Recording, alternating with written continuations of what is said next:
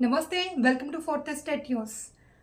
2024 ఎన్నికల్లో వైఎస్ఆర్సీపీ అభ్యర్థిపై తిలక్పై 3.2 లక్షల ఓట్ల మెజారిటీతో విజయం సాధించారు. రామ్మోహన్ నాయుడు ఢిల్లీ పబ్లిక్ స్కూల్లో పాఠశాల విధిని అభ్యసించారు మరియు యూఎస్ఏలో ఫర్జూ విశ్వవిద్యాలయం నుండి ఇంజనీరింగ్ అభ్యసించారు. తర్వాత లాంగ్ ఐలాండ్ నుండి ఎంబీఏ పోస్ట్ గ్రాడ్యుయేట్ డిగ్రీ అభ్యసించి మొదట్లో సింగపూర్లో వృత్తి ఆకర్షించింది. 2012లో కారు ప్రమాదంలో అతని తండ్రి విషాదకరమైన మరణం తర్వాత విధి అతనిని తిరిగి మన మూలల్లోకి తీసుకువెళ్ళింది.